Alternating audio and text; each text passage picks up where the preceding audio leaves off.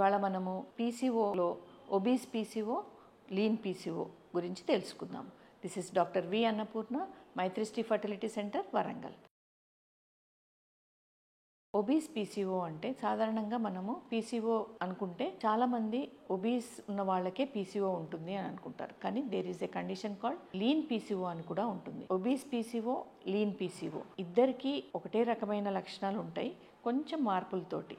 ఒకటి ఏంటంటే పీరియడ్స్ సరిగ్గా రావు, ఫేస్ మీద హెయిర్ ఉంటుంది, ఓవులేషన్ అనేది యానోవులేషన్ అంటారు, అది బాల్నెస్ ఉంటుంది. తర్వాత వాళ్ళు ప్రెగ్నెన్సీ ట్రై చేస్తే కొంచెం ప్రాబ్లమ్స్ ఉండొచ్చు. సో మనం ఇప్పుడు ఫస్ట్ ఒబీస్ పీసీఓస్ గురించి తెలుసుకుందాం. వీళ్ళు సాధారణంగా ఇప్పుడు మనము జెనెటిక్గా ఎక్కువగా వింటున్నాము, జెనెటిక్స్ దీనికి కారణమని.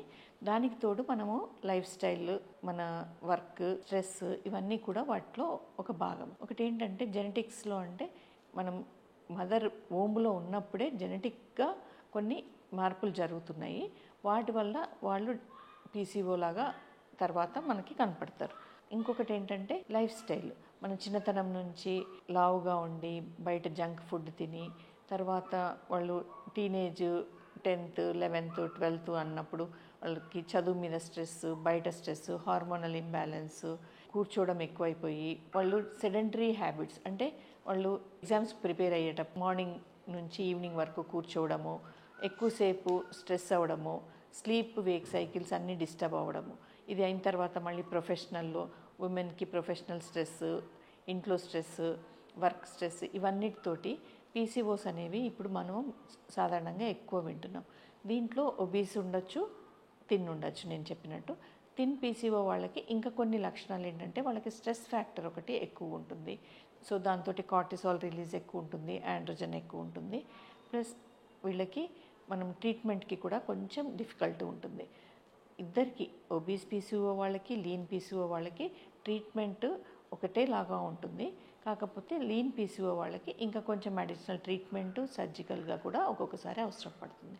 ఇప్పుడు ఒబీస్ పీసీఓ వాళ్ళకి ఏమి ట్రీట్మెంట్ ఇస్తే వాళ్ళు ప్రెగ్నెన్సీ కానీ రెగ్యులర్ సైకిల్స్ కానీ వస్తారు అనేది డిస్కస్ చేసుకుందాం. మొట్టమొదటిగా వెయిట్ రిడక్షన్ మీద కొంచెం కాన్సన్ట్రేట్ చేయాలి. ఏంటంటే weight reduction not by diet alone, it is by exercise. Exercise తోటి కొన్ని హార్మోన్స్ రిలీజ్ అవుతాయి. ఆ రిలీజ్ అయిన హార్మోన్స్ మన FSH, LH అనే 2 హార్మోన్స్ బ్యాలెన్స్ని మెయింటైన్ చేస్తూ, ఈస్ట్రోజన్ అనే హార్మోన్ను, ఆండ్రోజన్ అనే హార్మోన్ బ్యాలెన్స్ చేస్తూ రెగ్యులర్గా ఒక ఎగ్ అనేది ప్రతి మంత్ రిలీజ్ అయ్యేటట్టుగా చూడడం. ఇది మన మెయిన్ ఎయిమ్ అన్నమాట. సో మనం ఇచ్చే డైట్ కానీ ట్రీట్మెంట్ కానీ ఏదైనా మన ఎయిమ్ నెలకి ఒక ఎగ్ రిలీజ్ అవ్వాలి అనేది మనము ఆలోచించాల్సిన విషయం.